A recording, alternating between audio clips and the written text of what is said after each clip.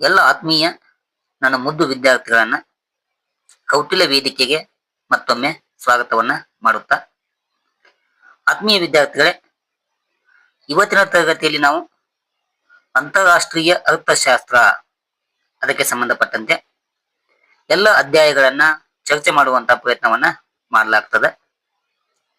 ಅಂತಾರಾಷ್ಟ್ರೀಯ ಅರ್ಥಶಾಸ್ತ್ರ ಎಂಬ ವಿಷಯದಲ್ಲಿ ಪ್ರಾರಂಭದಲ್ಲಿ ಬರುವಂತಹ ಒಂದು ಪ್ರಮುಖವಾದಂತಹ ಟಾಪಿಕ್ ಅಂತಾರಾಷ್ಟ್ರೀಯ ವ್ಯಾಪಾರ ಅಂದ್ರೇನು, the meaning of international trade ಅಂತೇಳಿ, ಮತ್ತು ಅದರ ಮಹತ್ವ ಎಂಬುದನ್ನ 10 ಅಥವಾ 15 ಅಂಕದ ಪ್ರಶ್ನೆಯಾಗಿ ನಿಮ್ಮ ಎಕ್ಸಾಮ್ ಒಳಗ ಕೇಳಲಾಗ್ತದೆ. ಏನು ಅಂತಾರಾಷ್ಟ್ರೀಯ ವ್ಯಾಪಾರ ಎಂದರೇನು, ಅಂತಾರಾಷ್ಟ್ರೀಯ ವ್ಯಾಪಾರದ ಮಹತ್ವವನ್ನ ವಿವರಿಸಿ ಅಂತೇಳಿ 10 ಅಥವಾ 15 ಅಂಕದ ಪ್ರಶ್ನೆಯಾಗಿ ಕೇಳುವಂತ ಸಂಭವ ಇರ್ತದೆ. ಆ ಒಂದು ದೃಷ್ಟಿಕೋನವನ್ನ ಇಟ್ಕೊಂಡು ನಾನು ಅಂತಾರಾಷ್ಟ್ರೀಯ ವ್ಯಾಪಾರದ ಅರ್ಥ ಮತ್ತು ಮಹತ್ವವನ್ನ ನಿಮಗೆ ತಿಳಿಸಿಕೊಡುವಂತ ಕೆಲಸವನ್ನ ಮಾಡ್ತೇನೆ. ವಿಡಿಯೋನ ಕೊನೆ ತನಕ ಸ್ಕಿಪ್ ಮಾಡದೆ ನೋಡಿ. ಇದಕ್ಕೆ ಸಂಬಂಧಪಟ್ಟಂತೆ ಪೀಠಿಕೆ ಮತ್ತು ಅರ್ಥವನ್ನ ಗಮನಿಸೋಣ. ಅಂತಾರಾಷ್ಟ್ರೀಯ ವ್ಯಾಪಾರ ಅಂದ್ರೇನು ಎಂಬುದನ್ನ ಗಮನಿಸೋಣ. ಒಂದು ದೇಶವು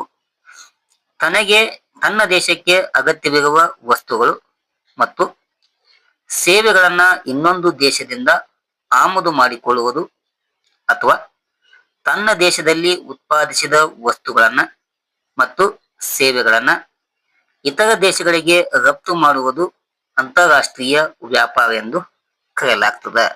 ಇಲ್ಲಿ ನೋಡ್ರಿ, ಒಂದು ದೇಶ ತನಗೆ ಬೇಕಾಗಿರುವಂತ ಸರಕು ಮತ್ತು ಸೇವೆಗಳನ್ನ ಕೆಲವೊಂದು ದೇಶಗಳಿಂದ ಆಮದು ಮಾಡಿಕೊಳ್ತದ ಮತ್ತು ತಾನು ಉತ್ಪಾದನೆ ಮಾಡುವಂತ ಸರಕು ಮತ್ತು ಸೇವೆಗಳನ್ನ ಇನ್ನೊಂದು ದೇಶಕ್ಕೆ ರಫ್ತು ಮಾಡುವಂತ ಕೆಲಸವನ್ನ ಮಾಡ್ತದೆ. ಹೀಗೆ ಮಾಡುವಂತ ಒಂದು ಸನ್ನಿವೇಶಕ್ಕೆ ನಾವೇನ್ ಕರಿತೀವಿ, ಅಂತಾರಾಷ್ಟ್ರೀಯ ವ್ಯಾಪಾರ ಅಂತೇಳಿ ಕರಿತೀವಿ. ನಿಮ್ಗೊಂದು ಉದಾಹರಣೆ ಕೊಡ್ಬೇಕಂತಂದ್ರೆ, ಇಲ್ಲಿ ಎ ದೇಶ ಇದೆ, ಇದು ದೇಶ ಎ, ಓಕೆನಾ. ಇಲ್ಲಿ ಬಿ ದೇಶ ಇದೆ, 2 ದೇಶಗಳದಾವು, ಎ ದೇಶ ಮತ್ತು ಬಿ ದೇಶ.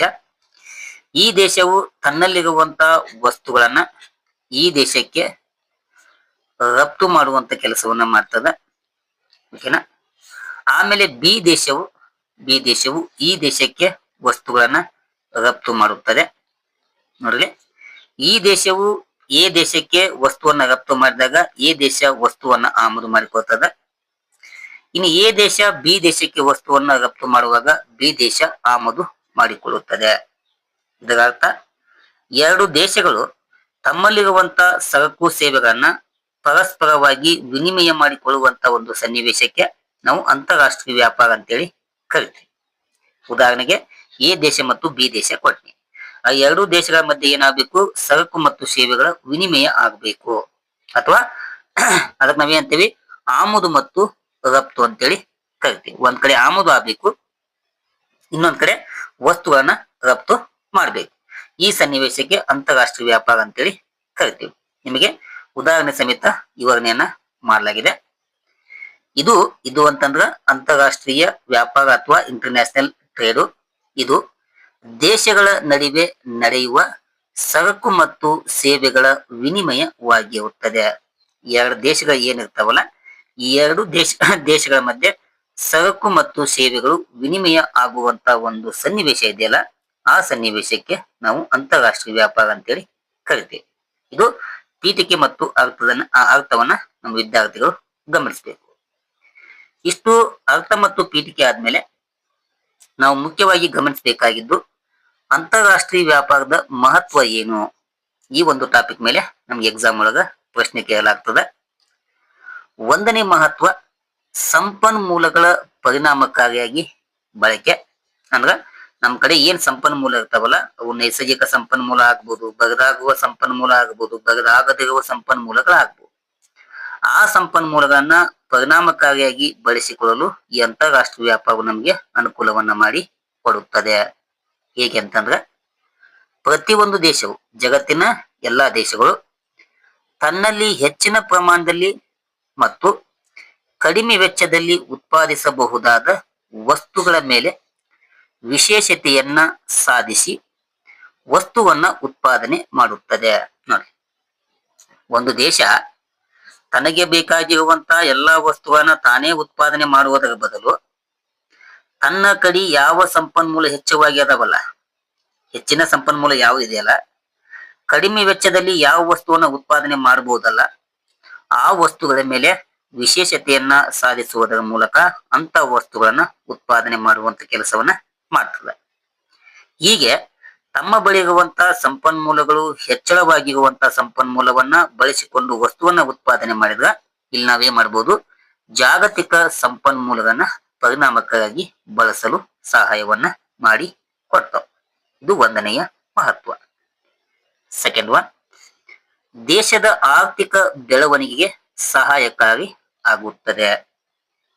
ಹೇಗೆ ಅಂತಂದ್ರ, ನಾವಿಲ್ಲಿ ಏನು ಸರಕು ಮತ್ತು ಸೇವೆಗಳನ್ನ ರಫ್ತು ಮಾಡ್ತೇವಲ್ಲ, ಆ ರಫ್ತು ಮಾಡುವಂತ ಚಟುವಟಿಕೆಗಳಿಂದ ದೇಶಕ್ಕೆ ವಿದೇಶಿ ವಿನಿಮಯ, ಅದಕ್ಕೆ ನಾವು ವಿದೇಶಿ ಕರೆನ್ಸಿ ಅಂತೇವಿ, ಅದು ಲಭ್ಯವಾಗುತ್ತದೆ. ಉದಾಹರಣೆಗೆ ಎ ದೇಶ ಬಿ ದೇಶಕ್ಕೆ ಯಾವುದೋ ಒಂದು ವಸ್ತುವನ್ನ ಕೊಟ್ಟಿದೆ, ಸರಕನ್ನ ರಫ್ತು ಮಾಡಿದೆ. ಇದಕ್ಕೆ ಪ್ರತಿಫಲವಾಗಿ ಬಿ ದೇಶ ಎ ದೇಶಕ್ಕೆ ಏನ್ ಮಾಡ್ತದೆ, ರೂಪಾಯಿಯನ್ನ ಅಥವಾ ಡಾಲರ್ ಅನ್ನ ಅಥವಾ ಎನ್ ಕರೆನ್ಸಿಯನ್ನ ಕೊಡುವಂತ ಕೆಲಸವನ್ನ ಮಾಡ್ತದೆ. ಇದಕ್ಕೆ ನಾವು ವಿದೇಶಿ ವಿನಿಮಯ ಅಂತೇಳಿ ಕರಿತೀವಿ. ಇದು ಏನಾಗ್ತದೆ, ನಮಗೆ ಲಭ್ಯವಾಗುವುದರ ಮೂಲಕ ಆರ್ಥಿಕ ಬೆಳವಣಿಗೆಗೆ ಸಹಾಯ ಆಗಬಹುದು. ಅಷ್ಟೇ ಅಲ್ಲದೆ ಈ ಅಂತಾರಾಷ್ಟ್ರೀಯ ವ್ಯಾಪಾರ ಕೈಗಾರಿಕೆಗಳು ಮೂಲಭೂತ ಸೌಕರ್ಯ ಮತ್ತು ಉದ್ಯೋಗ ಸೃಷ್ಟಿ ನೆರವಾಗುತ್ತದೆ. ನಾವು ಹೆಚ್ಚಿನ ಪ್ರಮಾಣದಲ್ಲಿ ಅಂತಾರಾಷ್ಟ್ರೀಯ ವ್ಯಾಪಾರದಲ್ಲಿ ಪಾಲ್ಗೊಳ್ಳುವುದರಿಂದ ಅತ್ಯಧಿಕ ಪ್ರಮಾಣದ ವಸ್ತುಗಳನ್ನ ರಫ್ತು ಮಾಡುವುದರಿಂದ ಆ ರಫ್ತು ಮಾಡುವಂತಹ ವಸ್ತುವನ್ನ ಉತ್ಪಾದನೆ ಮಾಡ್ಬೇಕಲ್ಲ, ಅವುಗಳನ್ನ ನಾವು ಕೈಗಾರಿಕೆಯನ್ನ ಸ್ಥಾಪನೆ ಮಾಡ್ಬೇಕಾಗ್ತದೆ, ಮೂಲಭೂತ ಸೌಕರ್ಯವನ್ನು ಹೆಚ್ಚಿಸಬೇಕಾಗ್ತದೆ, ವಸ್ತುಗಳ ಉತ್ಪಾದನೆಯನ್ನು ಹೆಚ್ಚಿಸಬೇಕಾದ್ರೆ ಅದರ ಜೊತೆಗೆ ಉದ್ಯೋಗವನ್ನು ಕೂಡ ಹೆಚ್ಚಿಸುವಂತ ಸನ್ನಿವೇಶ ಉದ್ಭವ ಆಗ್ತದೆ. ಒಟ್ಟಾರೆಯಾಗಿ ದೇಶದ ಆರ್ಥಿಕ ಬೆಳವಣಿಗೆ ಏನಾಗ್ತದೆ, ಈ ಅಂತಾರಾಷ್ಟ್ರೀಯ ವ್ಯಾಪಾರ ಸಹಾಯವನ್ನ ಮಾಡಿ ಕೊಡುತ್ತದೆ. ನೆಕ್ಸ್ಟ್ ಒನ್, ಉದ್ಯೋಗಾವಕಾಶಗಳು ಹೆಚ್ಚಳವಾಗುತ್ತವೆ, ಉದ್ಯೋಗಾವಕಾಶಗಳು ವೃದ್ಧಿ ಆಗುತ್ತವೆ. ರಫ್ತು ಮತ್ತು ಆಮದು ಚಟುವಟಿಕೆಗಳು ಹೆಚ್ಚಾದಂತೆ ಒಂದ್ ಕಡೆ ರಫ್ತು, ಇನ್ನೊಂದ್ ಕಡೆ ಆಮದು, ಇವೆರಡೂ ಕೂಡ ಹೆಚ್ಚಾದಂತೆ ಕೈಗಾರಿಕೆ, ಸಾರಿಗೆ, ಬಂದರು, ವಿಮಾನಯಾನ, ಬ್ಯಾಂಕಿಂಗು ಮುಂತಾದ ಕ್ಷೇತ್ರಗಳಲ್ಲಿ ಹೊಸ ಹೊಸ ಉದ್ಯೋಗಾವಕಾಶಗಳು ಸೃಷ್ಟಿ ಆಗುತ್ತವೆ. ಇದು ಆಗುವಂತ ಮೂರನೆಯ ಒಂದು ಮಹತ್ವ ಅಥವಾ ಅನುಕೂಲತೆ. 4, ವಸ್ತುಗಳ ವೈವಿಧ್ಯತೆಯ ಲಭ್ಯತೆ ಉಂಟಾಗುತ್ತದೆ. ಹೇಗೆ ಅಂತಂದ್ರೆ, ಒಂದು ದೇಶದಲ್ಲಿ ಉತ್ಪಾದಿಸಲು ಸಾಧ್ಯವಾಗದ ವಸ್ತುಗಳು ಅಥವಾ ದುಬಾರಿಯಾಗಿ ಉತ್ಪಾದಿಸಲಾಗುವ ವಸ್ತುಗಳು ಇತರೆ ದೇಶಗಳಿಂದ ಕಡಿಮೆ ಬೆಲೆಗೆ ನಾವು ಏನ್ ಮಾಡಬಹುದು, ಪಡೆಯಲು ಸಾಧ್ಯವಾಗುವುದರಿಂದ ಹೆಚ್ಚಿನ ಪ್ರಮಾಣದ ವೈವಿಧ್ಯತೆ ವಸ್ತುಗಳನ್ನ ಪಡೆದುಕೊಳ್ಳುವುದರ ಮೂಲಕ ನಾವು ವೈವಿಧ್ಯತೆಯನ್ನ ಸಾಧಿಸಲು ಸಾಧ್ಯ ಆಗ್ತದೆ. ಅಂತ ವಸ್ತುಗಳಿಗೆ ಉದಾಹರಣೆ ಕೊಡಲಾಗಿದೆ. ತೈಲ ಆಗ್ಬಹುದು, ಯಂತ್ರೋಪಕರಣ ಮತ್ತು ತಂತ್ರಜ್ಞಾನ. ಕೆಲವೊಂದು ದೇಶಗಳಲ್ಲಿ ಇವುಗಳ ಬೆಲೆ ಹೆಚ್ಚಳವಾಗಿದೆ, ಇನ್ನು ಕೆಲವೊಂದು ದೇಶಗಳಲ್ಲಿ ಇವುಗಳ ಬೆಲೆ ಕಡಿಮೆ ಆಗಿದೆ. ನಮಗೆ ಯಾವ ದೇಶದಲ್ಲಿ ಕಡಿಮೆ ಇರುತ್ತಲ್ಲ, ಆ ದೇಶದಿಂದ ಆ ವಸ್ತುವನ್ನ ತರಿಸಿಕೊಳ್ಳುವುದರ ಮೂಲಕ ನಾವು ಅದರಲ್ಲಿ ವೈವಿಧ್ಯತೆಯನ್ನ ಸಾಧಿಸಲು ಸಾಧ್ಯ ಆಗ್ತದೆ. ಇದು ಇರುವಂತ 4ನೆಯ ಮಹತ್ವ ಅಥವಾ ಅನುಕೂಲತೆ ಆಗಿದೆ. 5th, ತಂತ್ರಜ್ಞಾನ ಮತ್ತು ಜ್ಞಾನದ ವಿನಿಮಯವನ್ನ ಮಾಡಿಕೊಳ್ಳಬಹುದು. ಹೇಗೆ ಅಂತಂದ್ರೆ, ಅಂತಾರಾಷ್ಟ್ರೀಯ ವ್ಯಾಪಾರದಿಂದ ದೇಶಗಳಿಗೆ ಹೊಸ ತಂತ್ರಜ್ಞಾನ, ನೋಡ್ರಿ ನಾವು ಅಂತಾರಾಷ್ಟ್ರೀಯ ವ್ಯಾಪಾರದಲ್ಲಿ ಪಾಲ್ಗೊಳ್ಳೋದ್ರ ಮೂಲಕ ಹೊಸ ಹೊಸ ತಂತ್ರಜ್ಞಾನವನ್ನ ಬಳಸಿಕೊಳ್ಳಲು ನಮಗೆ ಸಹಾಯ ಆಗ್ತದೆ. ನ್ಯೂಗನ ಜ್ಞಾನವನ್ನ ಬಳಸಿಕೊಳ್ಳಬಹುದು. ಹೊಸ ಹೊಸ ಉತ್ಪಾದನಾ ವಿಧಾನಗಳನ್ನ ನಮಗೆ ಲಭ್ಯವಾಗುವಂತೆ ಮಾಡುತ್ತದೆ. ಇವೆಲ್ಲವುಗಳನ್ನು ನಾವು ಬಳಸಿಕೊಳ್ಳುವುದರ ಮೂಲಕ ನಮ್ಮ ದೇಶದ ಉತ್ಪಾದಕತೆಯನ್ನು ನಾವೇನ್ ಮಾಡಬಹುದು, ಹೆಚ್ಚಿಸಲು ಈ ಅಂತಾರಾಷ್ಟ್ರೀಯ ವ್ಯಾಪಾರವು ನಮಗೆ ಸಹಾಯವನ್ನ ಮಾಡಿ ಕೊಡ್ತದೆ. 6th ಒನ್, ಸ್ಪರ್ಧಾತ್ಮಕತೆಯ ಹೆಚ್ಚಳ. ಇಲ್ಲಿ ನೋಡ್ರಿ, ವಿದೇಶಿ ವಸ್ತುಗಳ ಸ್ಪರ್ಧೆಯು ಸ್ಥಳೀಯ ಕೈಗಾರಿಕೆಗಳ ಗುಣಮಟ್ಟವನ್ನ ಸುಧಾರಣೆಯನ್ನ ಮಾಡ್ತಾವ. ಒಂದ್ ಕಡೆ ವಿದೇಶಿ ಐತಿ, ಇನ್ನೊಂದ್ ಕಡೆ ಸ್ಥಳೀಯ ಅದಾವು. ಈ ವಿದೇಶಿ ಮತ್ತು ಸ್ಥಳೀಯ ಎರಡೂ ದೇಶಗಳು ಏನ್ ಮಾಡ್ತಾವು, ಅಂತಾರಾಷ್ಟ್ರೀಯ ವ್ಯಾಪಾರದಲ್ಲಿ ಪಾಲ್ಗೊಳ್ಳುವುದರಿಂದ ಈ ದೇಶ ವಿದೇಶಗಳು ಉತ್ಪಾದನೆ ಮಾಡುವಂತ ವಸ್ತು ಆಗ್ಬೋದು ಮತ್ತು ನಮ್ಮ ದೇಶ ಉತ್ಪಾದನೆ ಮಾಡುವಂತ ವಸ್ತುಗಳಾಗ್ಬೋದು. ಅವೆರಡರ ನಡುವೆ ಪೈಪೋಟಿ ಇರುವುದರಿಂದ ನಾವು ವಸ್ತುವಿನ ಗುಣಮಟ್ಟವನ್ನ ಸುಧಾರಣೆ ಮಾಡಲು ನಮಗೆ ಸಹಾಯ ಆಗ್ತದೆ. ಅಷ್ಟೇ ಅಲ್ಲದೆ ಗುಣಮಟ್ಟದ ಸುಧಾರಣೆ ಜೊತೆಗೆ ಆ ವಸ್ತುವಿನ ಬೆಲೆ ಏನಾಗ್ತದ ನಿಯಂತ್ರಣಕ್ಕೆ ಒಳಪಡ್ತದ. ಯಾಕಂದ್ರ ಎರಡರ ಮಧ್ಯೆ ಪೈಪೋಟಿ ಐತಿ. ಗುಣಮಟ್ಟ ಸುಧಾರಣೆ ಆಯ್ತು, ಅವಾಗ ಬೆಲೆ ಕೂಡ ಕಡಿಮೆ ಆಗುವಂತ ಸಂಭವ ಇರ್ತದ. ಅಷ್ಟೇ ಅಲ್ಲದೆ ಈ ಪೈಪೋಟಿಯಿಂದಾಗಿ ಹೊಸ ಹೊಸ ಸನ್ನಿವೇಶ ಅಥವಾ ಸಂಶೋಧನೆ ಅಥವಾ ನವೀನತೆಗೆ ಕೊಂಡೊಯ್ಯುವಂತ ಕೆಲಸವನ್ನ ಈ ಅಂತಾರಾಷ್ಟ್ರೀಯ ವ್ಯಾಪಾರ ಮಾಡುತ್ತದೆ. ಇದು ಆರನೆಯ ಪ್ರಮುಖವಾದಂತ ಅನುಕೂಲತೆ ಅಥವಾ ಮಹತ್ವ ಆಗಿದೆ. ಸೆವೆಂತ್ ಒನ್, ರಾಷ್ಟ್ರಗಳ ನಡುವಿನ ಸಂಬಂಧವನ್ನ ಬಲಪಡಿಸುವಂತ ಕೆಲಸವನ್ನ ಮಾಡ್ತದೆ. ಹೇಗೆ ಅಂತಂದ್ರೆ ವ್ಯಾಪಾರದ ಸಂಬಂಧಗಳು ಹೆಚ್ಚಾದಂತೆ, ಎರಡು ದೇಶಗಳ ಮಧ್ಯೆ ವ್ಯಾಪಾರದ ಸಂಬಂಧಗಳು ಹೆಚ್ಚಾದಂತೆ ಆ ಹೆಚ್ಚಳವಾದಂತ ವ್ಯಾಪಾರ ಏನಿದೆಯಲ್ಲ ಅದು ದೇಶಗಳ ಮಧ್ಯೆ ರಾಜಕೀಯ ಆರ್ಥಿಕ ಬಾಂಧವ್ಯವನ್ನ ಬಲವಂತವಾಗಿ ಶಾಂತಿ ಮತ್ತು ಸಹಕಾರಕ್ಕೆ ಹಾದಿಯನ್ನ ಮಾಡಿ ಕೊಡ್ತದ. ನೋಡ್ರಿ, ಫಸ್ಟ್ ನಾವೇನ್ ಮಾಡ್ತೀವಿ, ವ್ಯಾಪಾರ ಮತ್ತು ವಹಿವಾಟವನ್ನ ಮಾಡ್ತೀವಿ. ಆ ಪ್ರಮಾಣ ಹೆಚ್ಚಳವಾದಂತೆ ಆ ದೇಶಗಳ ಮಧ್ಯೆ ರಾಜಕೀಯ ಬಾಂಧವ್ಯ ಆರ್ಥಿಕ ಬಾಂಧವ್ಯ ಬಲಿಷ್ಠವಾಗ್ತದೆ, ಉತ್ತಮಗೊಳ್ತದ. ಆ ಉತ್ತಮಗೊಳ್ಳೋದ್ರ ಮೂಲಕ ಆ ದೇಶದಲ್ಲಿ ಶಾಂತಿ ಆಗ್ಬೋದು ಮತ್ತು ಸಹಕಾರಕ್ಕೆ ಹಾದಿಯನ್ನ ಮಾಡಿಕೊಡುವಂತ ಕೆಲಸವನ್ನ ಈ ಅಂತಾರಾಷ್ಟ್ರೀಯ ವ್ಯಾಪಾರ ಮಾಡ್ತದ. ಇದು ಏಳನೆಯ ಮಹತ್ವ. 8, ಜೀವನ ಮಟ್ಟ ಸುಧಾರಣೆ ಆಗುತ್ತದೆ. ಹೇಗೆ ಅಂತಂದ್ರೆ ಇಲ್ಲಿ ವಿದೇಶಿ ವಸ್ತುಗಳ ಲಭ್ಯತೆ, ಬೆಲೆಯಲ್ಲಿ ಸ್ಥಿರತೆ, ಉತ್ತಮ ಗುಣಮಟ್ಟದ ವಸ್ತುಗಳು ಲಭ್ಯ ಆಗುವುದರಿಂದ ಇವುಗಳ ಪರಿಣಾಮವಾಗಿ ಜನರ ಜೀವನ ಮಟ್ಟ, ಅದಕ್ಕೆ ನಾವು ಸ್ಟ್ಯಾಂಡರ್ಡ್ ಆಫ್ ಲಿವಿಂಗ್ ಅಂತ ಕರಿತೀವಿ, ಆ ಪ್ರಮಾಣ ಏನಾಗ್ತದೆ ಹೆಚ್ಚಳವಾಗುತ್ತದೆ. ಇಲ್ಲಿ ಒಂದು ವಿದೇಶಿ ವಸ್ತುಗಳು ಲಭ್ಯತೆ ಇರ್ತಾವು, ಬೆಲೆಯಲ್ಲಿ ಸ್ಥಿರತೆ ಅಥವಾ ಕಡಿಮೆಗೊಳ್ತಾವು. ಆ ಪೈಪೋಟಿಯಿಂದಾಗಿ ಉತ್ತಮ ಗುಣಮಟ್ಟದ ವಸ್ತುಗಳು ಲಭ್ಯವಾಗುವುದರಿಂದ ಜನರ ಜೀವನ ಮಟ್ಟ ಏನಾಗ್ತದೆ ಸುಧಾರಣೆಗೊಳ್ಳುತ್ತದೆ. ಇದು 8ನೆಯ ಪ್ರಮುಖವಾದ ಅಂಶ ಆಗಿದೆ. 9, ಮಾರುಕಟ್ಟೆ ವಿಸ್ತರಣೆಯನ್ನ ಮಾಡಬಹುದು. ಹೇಗೆ ಅಂತಂದ್ರೆ ಉತ್ಪಾದಕರು ದೇಶದ ಹೊರಗಿನ ಮಾರುಕಟ್ಟೆಗೂ ತಮ್ಮ ವಸ್ತುಗಳನ್ನ ಮಾರಾಟ ಮಾಡುವುದರಿಂದ ವ್ಯಾಪಾರದ ವಿಸ್ತರಣೆ ಮತ್ತು ಲಾಭವನ್ನ ಹೆಚ್ಚಿಸಲು ಸಹಾಯವನ್ನ ಮಾಡಿ ಈ ಅಂತಾರಾಷ್ಟ್ರೀಯ ವ್ಯಾಪಾರವು ಕೊಡುತ್ತದೆ. ಇದು 9ನೆಯ ಮಹತ್ವ ಆಗಿದೆ. 10, ಬಂಡವಾಳದ ಚಲನೆಯನ್ನ ಹೆಚ್ಚಿಸಬಹುದು. ಹೇಗೆ ಅಂತಂದ್ರೆ ಈ ಅಂತಾರಾಷ್ಟ್ರೀಯ ವ್ಯಾಪಾರದಿಂದಾಗುವ ಅತಿ ಮಹತ್ವದ ಅನುಕೂಲವೆಂದರೆ ದೇಶಗಳ ನಡುವೆ ಬಂಡವಾಳ ಮತ್ತು ಶ್ರಮದ ಚಲನೆ ಆಗುತ್ತದೆ. ಈ ಬಂಡವಾಳದ ಕೊರತೆಯನ್ನ ಅನುಭವಿಸುತ್ತಿರುವ ಹಿಂದುಳಿದ ದೇಶಗಳಿಗೆ ಮುಂದುವರಿದ ದೇಶಗಳಿಂದ ಬಂಡವಾಳವು ಹರಿದು ಬರಲು ಪ್ರಾರಂಭವಾಗುತ್ತದೆ. ಇದರಿಂದಾಗಿ ಈ ದೇಶಗಳಲ್ಲಿ ಕೈಗಾರಿಕಾ ಅಭಿವೃದ್ಧಿಯಾಗುವುದು ಹಾಗೂ ದೇಶದಲ್ಲಿ ಆದಾಯ ಮತ್ತು ಉದ್ಯೋಗಾವಕಾಶಗಳು ಹೆಚ್ಚಳಕ್ಕೆ ಸಹಾಯವನ್ನ ಮಾಡಿ ಕೊಡ್ತದ. ಉದಾಹರಣೆಗೆ ಈ ಅಭಿವೃದ್ಧಿ ಹೊಂದುತ್ತಿರುವಂತಹ ದೇಶಗಳು ಏನಿರ್ತಾವಲ್ಲ ಆ ದೇಶಗಳಿಗೆ ಈ ಅಂತಾರಾಷ್ಟ್ರೀಯ ವ್ಯಾಪಾರವು ಹೆಚ್ಚಿನ ಅನುಕೂಲತೆಯನ್ನ ಮಾಡಿ ಕೊಡ್ತದ. ಹೇಗೆ ಅಂತಂದ್ರೆ ಈ ಮುಂದುವರೆದ ದೇಶಗಳು ಹಿಂದುಳಿದ ದೇಶಗಳಿಗೆ ಬಂದು ಬಂಡವಾಳವನ್ನ ತರುವುದರ ಮೂಲಕ ಹೂಡಿಕೆಯನ್ನ ಮಾಡುವುದರ ಮೂಲಕ ಆ ದೇಶದಲ್ಲಿ ಬಂಡವಾಳ ಚಲನೆಯನ್ನ ಹೆಚ್ಚಳ ಮಾಡ್ತಾವು, ಕೈಗಾರಿಕಾ ಅಭಿವೃದ್ಧಿಯನ್ನ ಹೆಚ್ಚಳ ಮಾಡ್ತಾವು, ಆ ದೇಶದ ಆದಾಯ ಮತ್ತು ಉದ್ಯೋಗ ಅವಕಾಶವನ್ನ ಹೆಚ್ಚಿಸಲು ಈ ಅಂತಾರಾಷ್ಟ್ರೀಯ ವ್ಯಾಪಾರವು ಸಹಾಯವನ್ನ ಮಾಡಿ ಕೊಡ್ತದ. 11, ಅಂತಾರಾಷ್ಟ್ರೀಯ ಸಹಕಾರವನ್ನ ಹೆಚ್ಚಿಸಲು ಇದು ಸಹಾಯವನ್ನ ಮಾಡ್ತದ. ಹೇಗೆ ಅಂತಂದ್ರೆ ಅಂತಾರಾಷ್ಟ್ರೀಯ ವ್ಯಾಪಾರದಲ್ಲಿ ಜಗತ್ತಿನ ವಿವಿಧ ದೇಶಗಳು ಪಾಲ್ಗೊಳ್ಳುತ್ತವೆ. ಹೀಗೆ ಪಾಲ್ಗೊಳ್ಳುವುದರಿಂದ ದೇಶಗಳ ನಡುವೆ ಸಹಕಾರ ಏರ್ಪಟ್ಟು ಅಂತಾರಾಷ್ಟ್ರೀಯ ಸಹಕಾರ ಮತ್ತು ಸಹಬಾಳ್ವೆ ಸಾಧ್ಯವಾಗ್ತದೆ. ಈ ಎಲ್ಲಾ ದೇಶಗಳು ಭಾಗಿಯಾಗುವುದರಿಂದ ಸಂಬಂಧಗಳು ಉತ್ತಮ ಆಗ್ತವೆ.